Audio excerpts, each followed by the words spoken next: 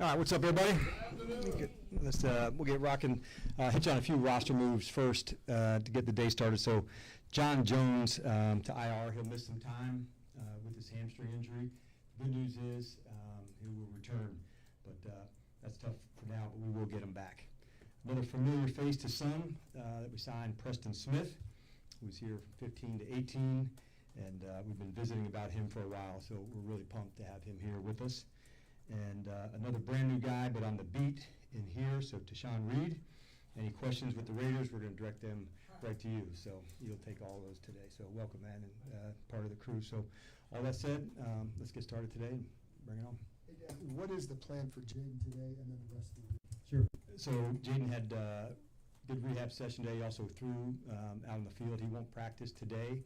And then as we get into Friday, I'll give you an assessment of where we're at after we go through practice on Friday. And how much are you finding that you're having to hold him back from doing too much at this point? Yeah, we're going through that process. Like, that's him as a competitor. But we also, recognize the importance of the person, the player, what he means to the franchise. So we're also going to be smart, not just fast in this assessment. But this is a player that's absolutely wanting to do everything all the time. So it was a good start to the week for us, throwing the movements at the position. So I know we've talked a little bit about return to play, but there are position-specific skills that you do for each one. So he hit those today, which was a good start. And then, like I said, I'll give you the final update on Friday. Do you need to see him back on the field with the rest of the team Yes. before you feel okay? Yeah, I would. It's important, timing, reps, the movements. But it was a good first step to it, Nikki. But, we'd have to get some reps for sure. And then for the O-line, after watching the tape, what is your general assessment of where Connerly is at? And is there any consideration on using Wiley at either guard or tackle on the right I think side? we want to stick to the, competition is the central theme in what we do. If I'm looking at two games, there's things that I also liked, in the opening game. We ran the ball well and effectively into that space. So, we got things to improve on for sure, not just at one spot, but at a number of them. And we plan on doing that. Hi, Coach. How do you prepare for a guy like Max Crosby after playing against Micah Parsons last week? Does that help prepare your offensive line for come against a top-tier edge rusher? Yeah, not so easy, guys. He is an absolute savage of a player. I love watching him, the energy, the effort, the skill of it. Somebody that, I just respect a lot. And so his game, the way he plays, the style. So overall, we'll have to all play better, than we did in our last performance. And that's what we certainly plan on doing. But he has garnered that kind of attention for sure. Okay, come over here on the right. With Marcus, you guys were slow in bringing him back, making sure he was back from the Achilles. From what you saw last year and what you've seen from him, the confidence level I know is high. What do you expect from him? Yeah, if called upon, we would certainly expect Marcus to deliver in the fashion that he does. He has been like a real standard as a commander, player, teammate in elite ways. And so each player that we would feature, they'd be featured in not exactly the same way, although mobility for him and Jayden and, kind of coming up in similar styles, but not exactly the same also. So for all the guys, we have, ways that we'd feature them and how we would play if called upon, and that's what we'll do. But, we have, the utmost confidence in him. Dan, could you elaborate on the signing of Preston Smith and kind of the role that you envision for him here? Yeah, we've actually discussed Preston for a while. Edge, he's strong, proven pass rush ability. We liked his size too, and so with Dietrich being injured, if we had another chance to add another person to that group, it seemed like the fit. And so I've followed him for a long time. I feel like it's one of those players I've known but didn't have a chance to coach and always have wanted to. And so when he was able to come in for the workout and be here, it just felt like a good fit. He saw him hanging out with Kerrigan, for them playing some years together and having that person, okay, this is what we do here, this is how it's going. I'm hopeful that Ryan can help on that onboarding process, but this veteran guy who will get up to speed quick.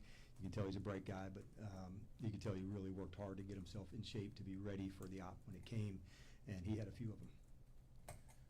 Dan, obviously Pete Carroll played a huge role in your development as a coach, going on to be a head coach with the Falcons and again here. How valuable have the lessons that you learned from him been as you navigate your career, and what's it going to be like to face off against him this week? Yeah, we've got to get each other a number of times, over the last, I guess, 10 years or so. What did I learn? Man, a lot. And he helped me grow. He helped me develop. Like most, times when you get to help bring someone along, confidence, belief. So I'd been a defensive line coach for a long time, and I'd left for 2 years to go to Florida, brought me back as the DC, and so that's the type of confidence and belief. For him, I think, like his rock-solid philosophy. That's such an important thing that you need as a head coach. Sometimes as a play caller, you're just this unit, just thing, but as the head coach, man, it's everything. And so two of the very best that I've been around in instilling a philosophy was Pete and Nick Saban. And they both, everybody knew how you get down and what's required and what it's about. And so that was such an important time for me. And also doing it in your own authentic way. I've certainly learned a lot from him, but I would, think it's more in my flavor of how I do it, but it was certainly a really important part for me. Hi, Dan. As a defensive line expert, what would you say makes Max Crosby as effective as he is, and what's kind of adjustments do you need to make to account for him? Yeah. I think the first two things that come to mind when I think of him, this is like elite effort. And like, okay, yeah, I've heard that a lot, but I'm saying it's at the upper range of it where he can, his stamina to go hard over and over again. He's got great bend. By that I mean he can slip and slide in between a tight end, a tackle, and then the skill work of it. He loves pass rush like Vaughn, and so for those two, kind of doing the pass rush summit, there's a level of studying and preparation. Instincts, I would say, are a big part of that, but man, do I love the first step quickness and just the absolute dog of a competitor. Sometimes you don't win on the first move, and you have to stay relentless, and that is absolutely been part of his career.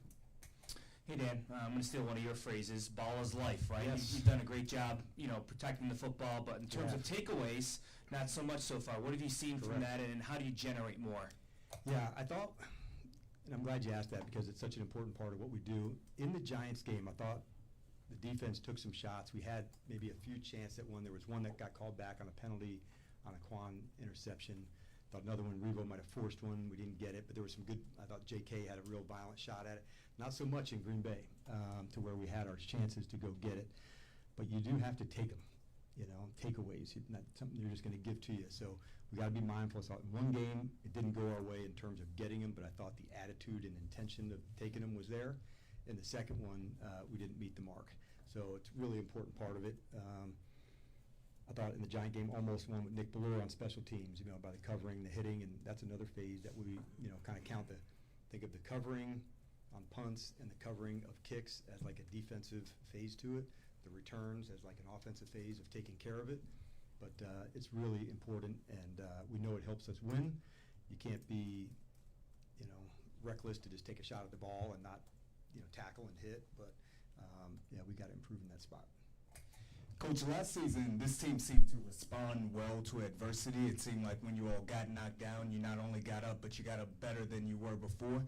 I wonder what you all take from last week as you bring into this week and moving forward. Yeah, we talk about it a lot. It's going to come on the adversity side. I was pleased that we stayed in the fight because it didn't feel as close even at the fourth quarter to be in it. I wasn't surprised that we were tough, but you have to apply those lessons. What didn't you like? How did we go about it? It didn't feel the same energy and just flying all over the tape and finishing and fast. And so those are the ones that you have to acknowledge and say, man, this wasn't to the standard that we all set for one another. I'm not saying we were soft or any of that. It's just there's a level that we want to get it to, and that's when we really hit our strides. It's going to happen. The injuries part of it, getting the loss is part of it, but you also learn to stand and fight, and that's a good skill to know, and we got a lot of guys that are down for that. Good afternoon, Coach. Good afternoon, Dave. When it comes to seeing the field the right way and communicating defense, offensively as a unit, how in practice can you kind of ramp up the competition there, the challenge there to get that better for game days? Yeah, just what you said, the competition. So like at a practice today, we'll have some just good on good that we go. We don't do that in the short weeks, where it's slowed down. But the first week we did it, so we'll do some competitions on Wednesday, just not scripted, just like today we'll have a third down competition. Tomorrow we have a red zone one. And that helps a lot because it's unscripted, it's looks, you talk, you communicate. Sometimes it's trying out a new play, sometimes it's, working through the kinks. So it is part of what we do, but out on the practice field, that's where you get better. And it's such an important part of what we do, so we're really pumped to get back out. Never a good idea to take a loss and take a whole bunch of days in between, so we're ready to get back in this game. Signing Chase Edmonds, somebody who has a little bit of familiarity with Cliff Kingsbury, is that a player that you foresee, once he gets a little more comfortable here, having a regular role in the offense, or is he more injury, in case of injury? No, we definitely have a vision for it. How long that takes, we'll see. But getting into the system here, he came in and did a really good job in the workout. So we brought a few running backs in to take a look and see where it was. So we wanted to find out, swings, pass game, catching, movements, what that looked like. But it'll take a few weeks to see where we stand on that. But we're pumped with the backs. Chris is certainly ready, to get back into action for him. But we're pumped to have Chase here as well. And I'm still learning him. Cliff had a chance to work with him before. But it's good to have him here. Got time for 3 more. Dan, sorry if I missed this. With Noah Brown, you said earlier that it was probably a long shot for this week, but do you have a sense of his timeline and when he's going to be able to get going? Yeah, he was kind of like in the Jayden spot where I'm saying I'm working him through to see where he is. He won't practice today, but I'm more encouraged than I was maybe when we spoke Monday, that it's, hopefully turning sooner than later. And so that was kind of where we are with John, where are we at? And so we'll have a better assessment probably for Friday. And obviously Noah was very helpful for you guys last year, but unfortunately for him, he's got an injury history throughout his career. How much did you guys factor that in terms of how you build out the rest of the room this offseason? Yeah, he's an elite competitor, and you don't want any of these guys, to have anything that they go through with. Sometimes we know there's re-injuries after an injury. That's, no big state secret. But I love the competitor, love what he stands for. I think once we get him through this, we're going to get him to the other side of that. And for instance, the one last year was so rare, of an injury that you can't chalk that up to a soft tissue or those things. So I'm just excited to get him back out there and get going again. Like, he's one of our most competitive guys and adds a lot to us. Good afternoon. Good afternoon. Along those same lines, John Bates is also experiencing injury. Any update on him, and if he does have to be out, how do you all have to fill that void from his blocking ability? Yeah, we all know how John's so rare in that way on the blocking side, so it wouldn't be in exactly the same way. Like, you don't just, plug and play into that spot. I feel like we're pretty diverse in how we would have to go after it, but it would be, something that would be difficult in that spot. We'll see where we look like by Friday. Like I said, as I'm going through with John, I'm in that same spot of where are we. We're going to make good decisions for the guys, and they're working hard. Having the extra time is helpful, meaning like a longer, time in between the 2 games. But there's a couple that I'm still in the wait and see mode and position-specific work.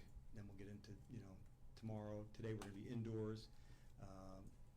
Many, did things through the walkthrough, and then see where we are tomorrow. So I'm still on a wait and see with a couple guys.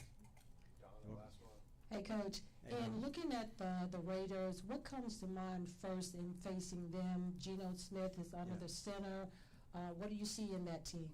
Yeah, there's a lot to like. They have, obviously talk about Geno, he's got one of the strongest arms, can absolutely rip the ball. I think they got really good tight end group. They've got speed and route runners at receiver. I think an excellent running back, especially in terms of breaking tackle. So when you put all those together, run game, tight ends, receivers, strong arm quarterback, you can see that's what I thought of first. And then on the D side, I like, the ends, the rushers that they have. Kuntz is back. They've got veteran, strong linebackers down that are inside. A safety that we know well in Chin, who's just down in the box and tackling well. So when you look at them, you see, okay, featuring players, identity, style, attitude, and a lot to like, in terms of who they are, and certainly with the running back and the tight end, these are some really talented guys, who are young guys just kind of on their way up. So we'll have our hands full. All right, thanks, Coach. All right, thanks, everybody. Thanks. No questions for Tashawn? Chickens? No. Don't review the you weren't a sport coach with the pressure for the kids. Coach, you have questions for me? See you guys. End around on Sean, that was great. Sean,